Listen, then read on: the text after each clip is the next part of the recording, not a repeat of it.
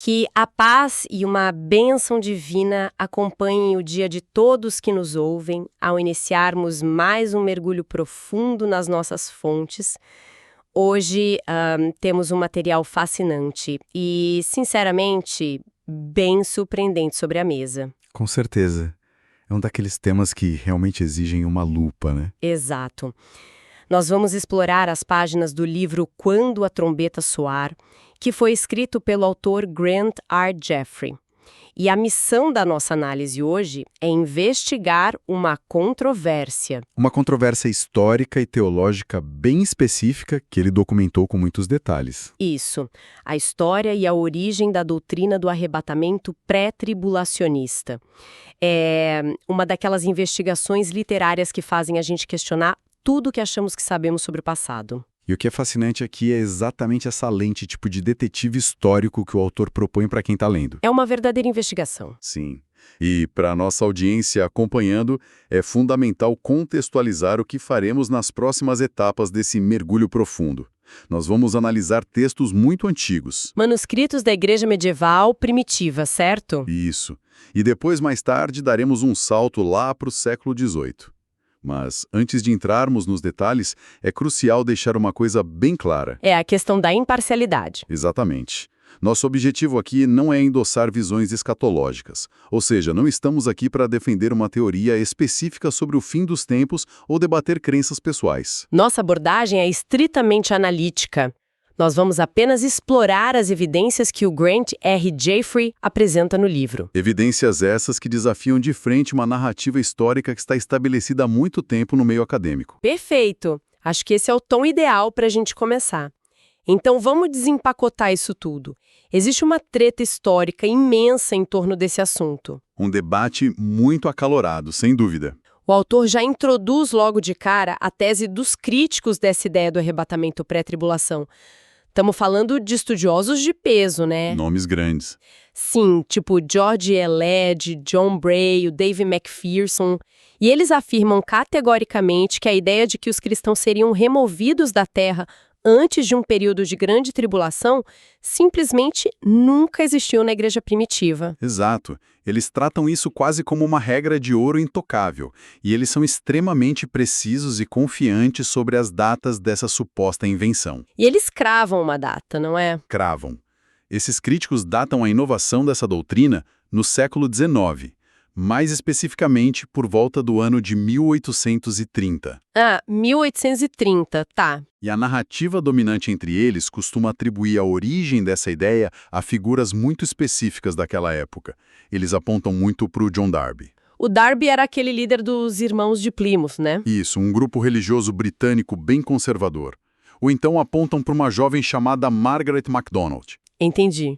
E em alguns casos eles recuam só um pouquinho mais, até 1812, citando o trabalho de um jesuíta chileno chamado Emmanuel Lacunza. Mas a base do argumento deles é o silêncio histórico, certo? Exatamente. O argumento central é poderoso pela simplicidade. Eles dizem que, se ninguém documentou ou ensinou isso durante 1800 anos de história da igreja, simplesmente não pode ser verdade. Tem que ser uma invenção moderna. Mas peraí, é aí que a curiosidade bate forte. Se essa doutrina já era ensinada muito antes de 1830, como é que esses críticos tinham tanta certeza desse silêncio? É uma ótima pergunta. Eles simplesmente não leram os textos antigos.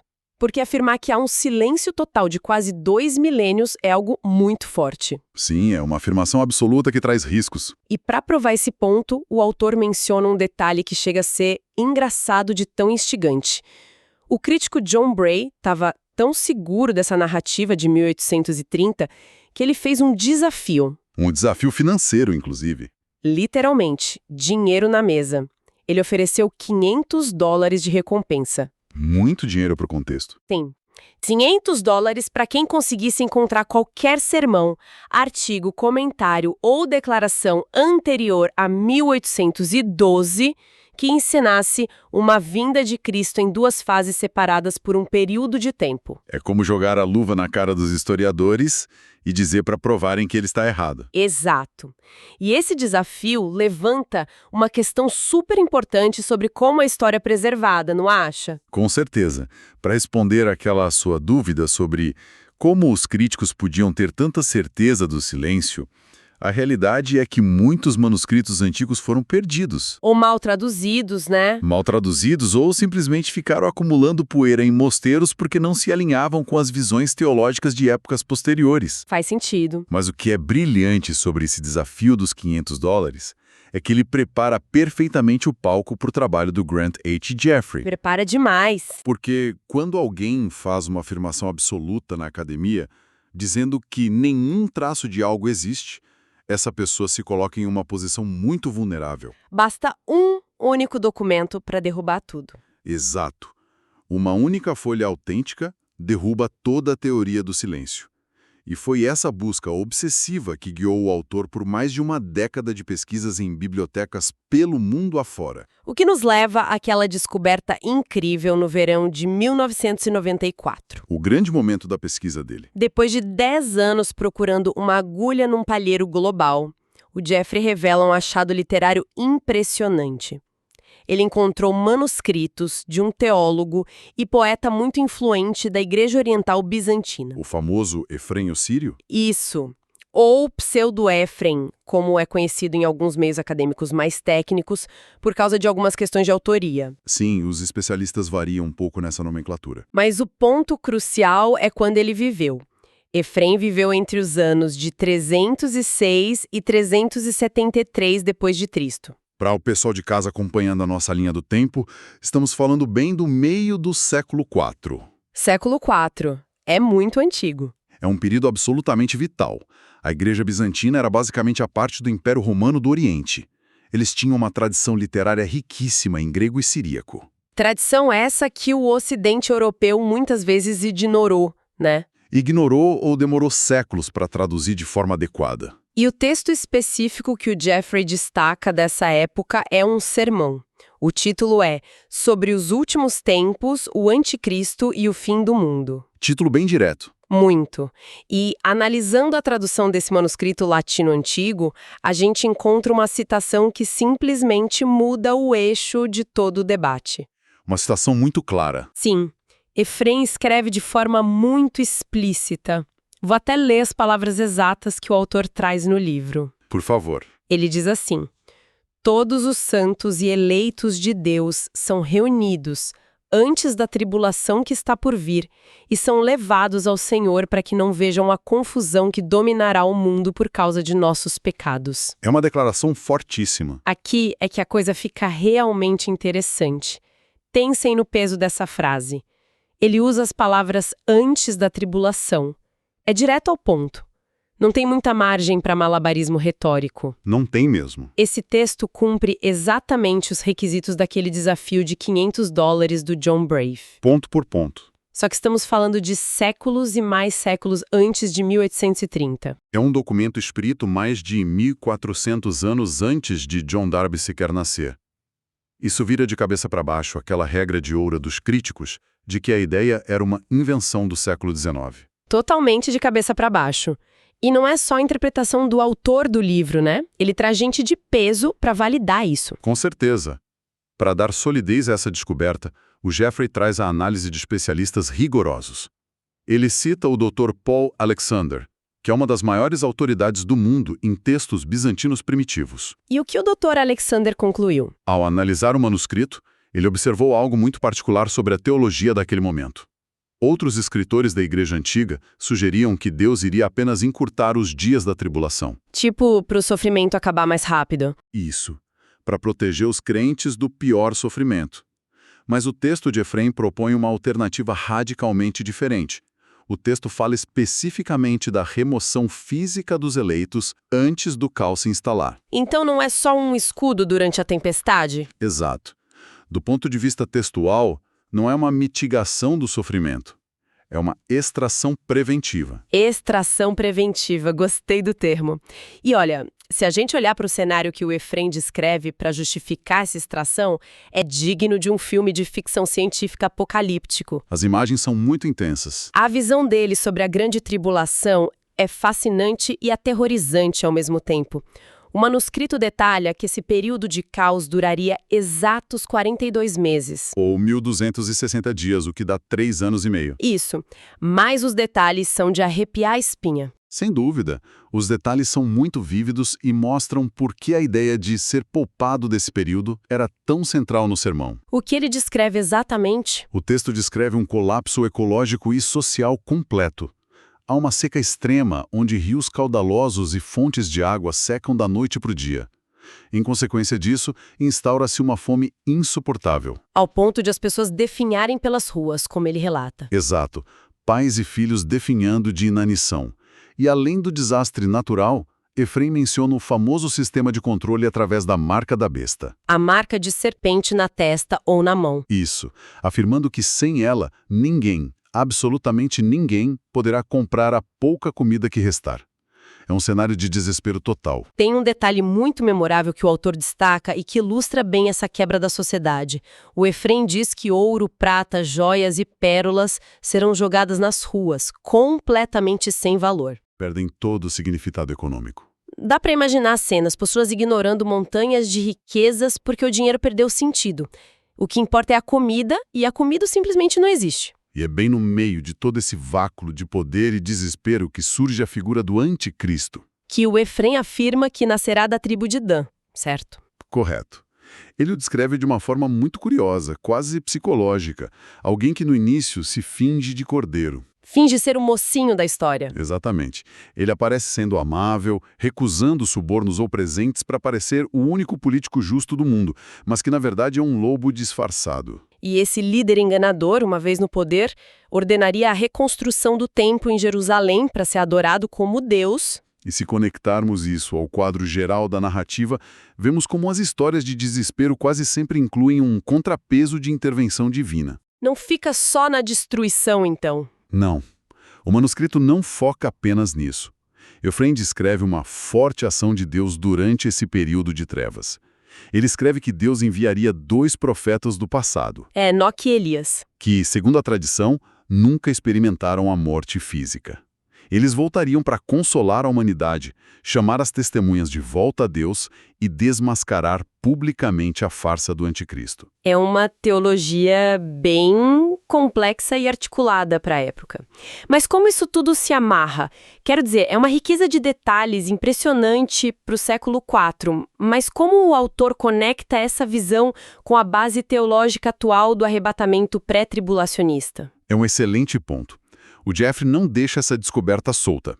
Ele conecta essa visão de Efrem com um conceito teológico fundamental, chamado a 70ª semana de Daniel. A famosa 70ª semana. Isso, para nossa audiência, explicando de forma bem simplificada, trata-se de uma contagem de tempo profético baseada no livro de Daniel. Como um relógio profético. Exato.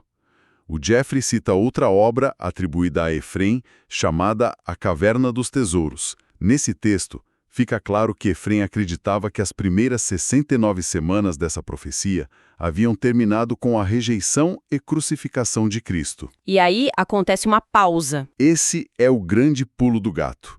Ele ensina que haveria uma pausa, uma espécie de parênteses histórico no relógio profético. A 70ª semana, correspondente aos últimos 7 anos da profecia, estaria reservada inteiramente para o futuro. Para o fim desta era, culminando com o retorno de Cristo. Ter essa estrutura de pensamento, com eventos finais separados por fases e documentada no século IV, implode a teoria de que essa separação cronológica foi inventada do nada no século XIX. A quantidade de evidências ali é de cair o queixo. Mas o Jeffrey não se contenta só com a igreja bizantina. Ele precisava provar que essa ideia não foi apenas um pensamento isolado no deserto que morreu logo em seguida. Ele precisava mostrar uma continuidade, mesmo que nas entrelinhas. E aí que damos um salto temporal tremendo. Saímos do Império Bizantino e vamos direto para a Inglaterra do século XVIII. mais especificamente para o ano de 1748. Para as mentes curiosas acompanhando a matemática, ainda estamos falando de mais de 80 anos antes da tal invenção em 1830. E aqui o autor nos apresenta o Dr. John Gill. O Dr. John Gill é uma figura muito interessante para se ter nesse debate. Ele foi um teólogo calvinista altamente respeitado na sua época. E os teólogos calvinistas eram conhecidos por serem bem metódicos, não é? Extremamente metódicos, lógicos e focados na doutrina histórica. Eles não eram dados a inovações teológicas levianas. No entanto, o Jeffrey analisa um comentário extenso publicado pelo Gill em 1748 sobre a primeira epístola aos Tessalonicenses. E o que o Gill diz nesse comentário? O próprio Dr. Gill avisa no início de seu texto que está prestes a descrever algo, nas palavras dele, novo e extraordinário. Novo e extraordinário? Sim, ele passa a usar a palavra arrebatamento para descrever a translação dos santos e lança um alerta profundo sobre a necessidade de vigilância constante. Porque seria um evento repentino. Repentino, inesperado, que aconteceria literalmente quando o mundo menos estivesse esperando. E a forma como o Gill descreve essa logística celeste no livro é quase como uma operação de resgate elaborada. Não é simplesmente sumir daqui e aparecer lá. O autor mostra que o Gill traçou um roteiro muito específico. Uma sequência bem detalhada. Pensem bem na sequência que ele descreve. Primeiro, Cristo desce aos ares, mas não toca na terra. Em seguida, os santos, tanto os vivos quanto os ressuscitados, sobem nessas nuvens que o Gill chama poeticamente de carruagens. Para encontrá-lo no ar. Sim, mas a sacada aqui é que eles não dão meia volta e descem para a terra na mesma hora. Correto. Segundo a análise que o Jeffrey faz desse material, o destino imediato não é a Terra. Cristo leva os santos resgatados para o que ele chama de terceiro céu. Terceiro céu. E qual o propósito dessa parada estratégica? É puramente para a preservação. O Gill argumenta que os eleitos precisam ser guardados em segurança enquanto a Terra passa por uma conflagração geral. Uma purificação pelo fogo. Exatamente, uma grande purificação física e espiritual por meio do fogo. É um conceito de renovação profunda do planeta. E somente depois que a Terra é totalmente purgada de sua corrupção e renovada, é que Cristo e os santos retornam. Aí sim descendo à Terra para reinar por um período de 1000 anos. Exato. Uma descrição clara de múltiplas fases. É uma verdadeira operação de evacuação. Eles são removidos antes da tempestade e só voltam quando o céu limpa e a poeira abaixa. E, sinceramente, lendo isso, fica impossível não concordar com o autor. Os documentos falam por si mesmos. Se alguém tentar argumentar que ninguém falava sobre uma volta de Cristo dividida em fases antes de 1830, o comentário do Dr. John Gill é uma prova de papel e tinta irrefutável. Do ponto de vista puramente documental e da controvérsia que estamos analisando, derruba por completo o mito acadêmico. O fato disso estar publicado e circulando décadas antes do John Darby começar o seu ministério reforça imensamente a tese do Jeffrey. Então, a grande pergunta que fica é: o que tudo isso significa na prática? A aplicação disso tudo. Exato. Para quem está nos ouvindo agora, por que uma disputa sobre datas de documentos antigos importa? É apenas curiosidade histórica para ganhar debates ou tem um peso real? Essa é talvez a parte mais rica da análise do autor. Ele não deixa a discussão apenas na teoria. Ele faz uma síntese lúcida sobre o propósito prático de entender essas doutrinas. E qual seria esse propósito? No presente. Mudar o comportamento hoje. Sim, motivar as pessoas a viverem uma vida íntegra, ética e cheia de propósito em um mundo que muitas vezes parece caótico. Além de trazer um conforto profundo sobre o destino de entes queridos e incentivar o compartilhamento da fé enquanto há tempo. Isso traz a discussão para o chão. Não é sobre decifrar um código secreto de um calendário cósmico, é sobre como as suas crenças afetam a forma como você vive e trata os outros. É a vivência prática da teologia. E o autor faz um contraste fortíssimo sobre isso ao alertar para o grande perigo, o lado sombrio dessa história, que é a tentação de tentar marcar datas. Ele critica duramente essa especulação. E com razão, porque o histórico de tentar marcar datas é desastroso. O livro cita o caso infame do Harold Camping, não é? Sim, ele publicou aquele livro chamado 1994, onde afirmava com contas matemáticas que Cristo retornaria em setembro daquele ano. E o impacto de previsões como essa é devastador. O erro de Camping causou uma decepção profunda para milhões de pessoas. E não foi só decepção teológica. Houve casos de pessoas que venderam casas, esvaziaram poupanças e mudaram o curso de suas vidas baseadas nessa data. É trágico. O Jeffrey ressalta de forma muito pertinente que essa falha recorrente nas previsões humanas não apenas envergonha o movimento, mas frequentemente leva a um cinismo profundo na sociedade. As pessoas ficam decepcionadas e abandonam a fé. Exato. Ficam tão feridas por terem sido enganadas que muitas vezes perdem qualquer esperança no futuro. O dano espiritual da marcação de datas é real. É triste ver como o foco se perde facilmente. Mas é aí que o autor busca sabedoria no passado, para equilibrar as coisas e nos dar uma perspectiva mais saudável. Ele resgata uma carta incrível no livro. A carta é escrita por John Wesley de Fletcher para o famoso Charles Wesley, em 1755. É um respiro de bom senso no meio dessa loucura de datas. O que a carta dizia exatamente? Essa citação resume o equilíbrio que o autor defende. O Fletcher escreve assim: "Sei que muitos se enganaram grosseiramente quanto ao ano do seu retorno. Mas só porque muitos se enganaram e foram precipitados, devemos nós ser estúpidos? Brilhante! Só porque dizem hoje, devemos dizer nunca? E clamar paz, paz, quando deveríamos olhar ao nosso redor com olhos cheios de expectativa?" É um apelo magistral ao bom senso. O que ele está dizendo é que devemos rejeitar totalmente a arrogância de marcar datas, mas sem jogar fora a esperança que essa crença traz. É não jogar o bebê fora junto com a água do banho. Uma postura madura e equilibrada. Chegando ao fim do nosso mergulho profundo de hoje, acho que conseguimos desenhar um quadro bem claro das evidências documentais apresentadas pelo autor. Evidências que abalam as estruturas de muita gente na academia. Para resumir o nosso percurso, a investigação rigorosa do Grant H. Jeffrey traz para a luz documentos inegáveis. De um lado, o manuscrito de Ephraim no século IV. Com sua descrição cristalina de santos sendo levados aos ares antes da confusão dominar o mundo. E do outro lado, o comentário do Dr. John Gill, no século XVIII. Descrevendo passo a passo a vinda em múltiplas fases. Exato. Ambos os documentos refutam de maneira sólida e definitiva a tese de que o arrebatamento pré-tribulacionista foi inventado em 1830. A história provou ser muito mais antiga. Muito mais antiga, mostrando que essa linha de pensamento foi mantida viva, mesmo que às vezes nas sombras, por séculos. O que nos deixa com um pensamento final. Uma verdadeira pulga atrás da orelha de quem nos ouve hoje. Sempre bom deixar algo para reflexão. Pensemos no seguinte. Se um texto tão importante e explícito do século IV pôde ficar esquecido ou ignorado por tanto tempo na história, a ponto de estudiosos modernos afirmarem com toda a certeza que uma ideia nunca existiu, que outros segredos ainda estão escondidos por aí? É uma excelente provocação. Que outros ensinamentos ou respostas para debates da nossa era moderna estão acumulando poeira em manuscritos não traduzidos pelo mundo afora, esperando para reescrever o que achamos que sabemos sobre o nosso passado?